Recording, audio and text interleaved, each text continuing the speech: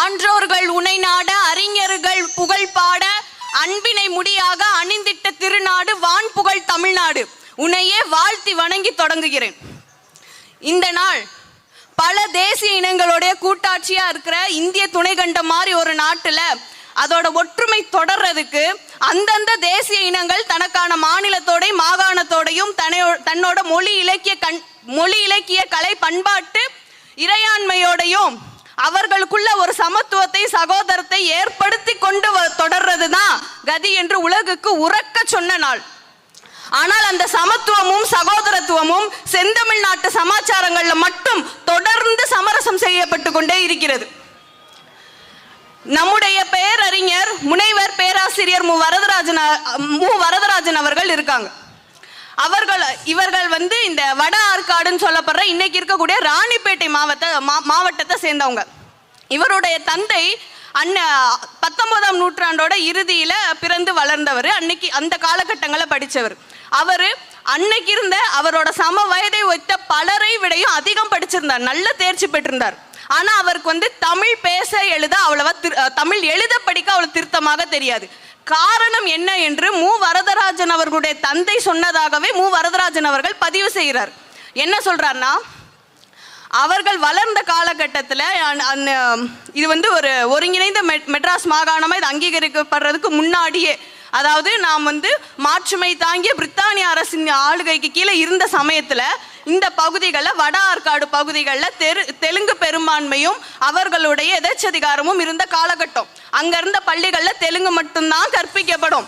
அங்க இருக்கிற தாசில்தாருக்கு மனு கொடுக்கணும், விண்ணப்பம் கொடுக்கணும்னா நீங்க தமிழராக இருந்தாலும் தமிழ் பகுதியா இருந்தாலும் தெலுங்குல தான் எழுதி கொடுக்கணும். பள்ளியில் ஆசிரியர்கள் தெலுங்கு தான் சொல்லி கொடுத்தார்கள்.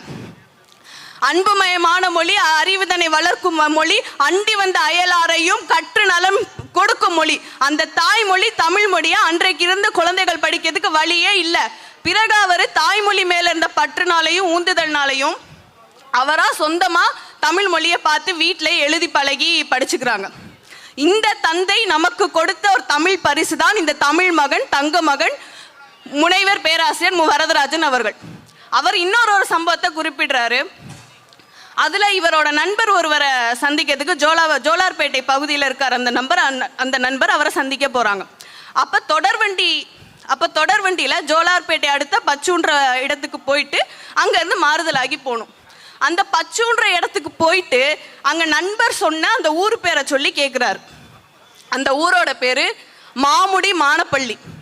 மாமுடி மானப்பள்ளிக்கு எப்படிங்க ஐயா போறது, எவ்வளவு தூரம், என்ன வழி இருக்கு, வண்டி எதுவும் இருக்கான்னு கேட்குறாங்க. இவர் மாமுடி மானப்பள்ளின்னு சொன்னோன்னா அங்கே இருக்க யாருக்குமே தெரியலை. என்ன சொல்கிறீங்க, நாங்கள் இந்த ஊரை கேள்விப்பட்டதே இல்லையா அப்படின்னு சொல்கிறாங்க. அப்புறம் ரொம்ப நேரம் பலட்ட விசாரிச்சதுக்கப்புறமும் ஒருத்தர் சொல்கிறாரு, மாமுடி மானப்பள்ளி எனக்கு தெரியும், வாங்க நான் கூட்டிகிட்டு போகிறேன், இங்கேருந்து ஒரு கல் தூரம் தான் அப்படின்றாரு. ஐயாவுக்கும் ஆச்சரியம். ஒரு தொடர்வண்டி நிலையம் இருக்குது, அங்கேருந்து ஒரு கல் தூரத்தில் இருக்க ஊரை எப்படி அங்கே இருக்க மக்களுக்கு தெரியாமல் போகும் அப்படின்னு சொல்லி பார்க்குறாங்க. அவர் இந்த சந்தேகத்தை அவரோட நண்பர்கிட்ட கேட்குறாங்க. அப்போ என்ன சொல்கிறாங்க அப்படின்னா, 1911ஆம் ஆண்டில் முதலாம் உலக போருக்கு முன்னாடி இந்த சம்பவம் நடக்குது. அப்போ என்ன செய்யப்படுது அப்படின்னா, அன்னைக்கு இருந்த வட ஆற்காடு பகுதிகளில் திருத்தணி, சித்தூர், திருப்பதி இந்த மாதிரியான சில தாலுகாக்களை ஒருங்கிணைச்சு சித்தூர்ன்ற ஒரு புதிய தெலுங்கு மாவட்டமாக உருவாக்குனதுக்கப்புறம் 1930களின் தொடக்கம். அப்போ இந்த ஒருங்கிணைந்த முதலமைச்சராக இருந்தவர் ராஜஸ்ரீ வத்சலபதி ராமகிருஷ்ண ரெங்காராவ் என்று இயற்பெயர் கொண்ட பொப்பிலி ராஜா, தெலுங்கை தாய்மொழியாக கொண்டவர். அப்போதான் அவர் ஒருங்கிணைந்த மெட்ராஸ் மாகாணத்தோட முதலமைச்சராக இருக்காரு. அப்புறம் மாநிலங்கள் மொழிவாரியாக பிரிக்கப்பட்டதுக்கப்புறம் 1950களுக்கு பிறகு ஆந்திரால சட்டமன்ற உறுப்பினராக இருந்தவர். அப்போ அவரோட காலகட்டத்தில் என்ன பண்ணுறாங்கன்னா, ஏற்கனவே வட ஆற்காடு மாவட்டத்திலேருந்து தெலுங்கு பேசுகிற பகுதிகளை சித்தூர் மாவட்டம்னு ஒன்று உருவாக்கியாச்சு. இப்போ அந்த சித்தூர் மாவட்டத்தோட எல்லையில் இருக்கக்கூடிய சின்ன சின்ன குறு கிராமங்கள் எல்லாத்தையுமே தமிழ் கிராமங்கள், அங்கே வாழக்கூடியவங்க எல்லாருமே தமிழர்கள். அந்த ஊர்களுக்கு எல்லாமே தெலுங்குல பெயரிடுறாங்க.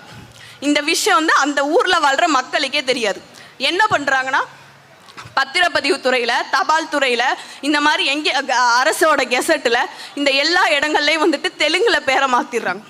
அந்த காலத்தில் மக்கள் எத்தனை பேர் பத்திரப்பதிவு செஞ்சுருப்பாங்க, எத்தனை பேர் தபால் துறையில் தினமும் அன்றாடம் தபால் எழுதி போட்டுட்டு இருப்பாங்கன்றது ரொம்ப சொற்பமான மக்கள் தான் அப்படி செய்வாங்க.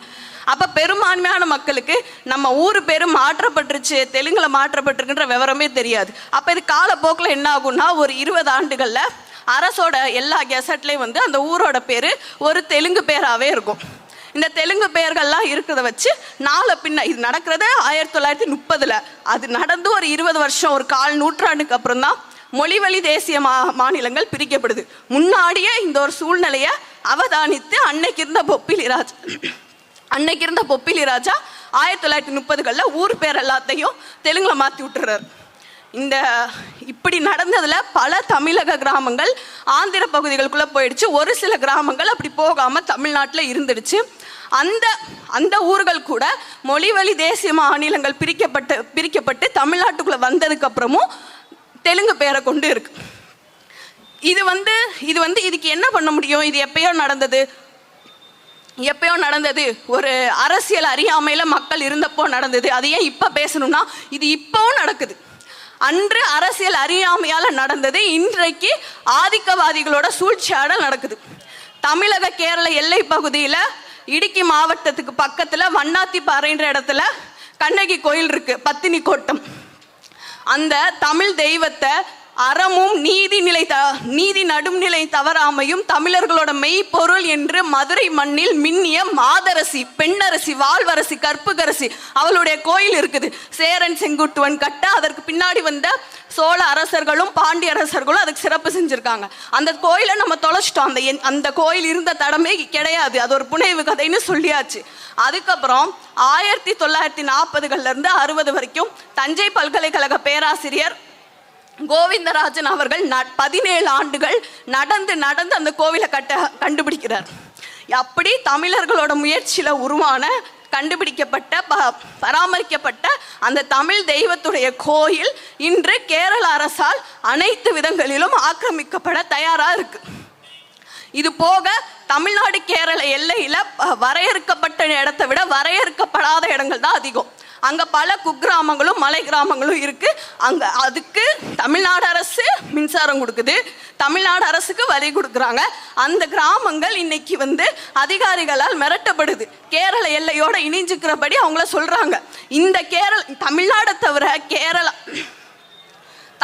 தவிர கேரளா, ஆந்திரா, கர்நாடகா எல்லா மாநிலங்களையும் இந்த நாளை கொண்டாடுறாங்க. இதே கேரளா இந்த நவம்பர் 1 கேரள பிறவி தினம்னு கொண்டாடுது. நாங்கள் வறுமை ஜெயித்த மாநிலமா மாறிட்டோம்னு இன்னைக்கு பிரகடனம் செய்யறாங்க. இப்படி ஒவ்வொரு மாநிலமும் கன்னடரும் தெலுங்கரும் ஆந்திரமும் தமிழ்நாட்டோட எல்லைகளை கத்தரித்து விழுங்குறதுக்கு ஆயத்தமா இருக்காங்க. தமிழக அரசு அதை வழங்குறதுக்கு ஆயத்தமா இருக்கிறது. நம்ம தமிழர்கள் தாராள மனப்பான்மை கொண்டவர்கள் தான். யாதும் ஊரே யாவரும் கேளீர், தீதும் நன்றும் பிறத்தரவாரா, நோதலும் தனிதலும் அவற்றோர் அன்னை என்று உலகிற்கு சொன்னவர்கள் தான். ஆனால் நம்முடைய தாராள மனப்பான்மை என்பது வாழ தெரியாத கோழை தமிழர்களின் பேதை சின்னமாக இருக்கக்கூடாது. வார வல்ல வீர தமிழர்களின் வெற்றி பண்பாக இருக்க வேண்டும். யாதும் ஊரே யாவரும் கேளீர் என்று சொன்ன தமிழ்தான் நல்லாண்மை என்பது ஒருவருக்கு தான் பிறந்த இல்லாண்மை ஆக்கி கொள்ளல் என்று சொல்லி இருக்கு. அதனால தமிழக எல்லைகளை மீட்க மானத்தமிழர்கள் மரத்தமிழர்களாக மாற வேண்டும். பாரில் மட்டில்லாத பகை கண்டும் வளையாததிடம் தமிழரின் மாண்பென்று கூறுவோம். வாய்ப்புக்கு நன்றி.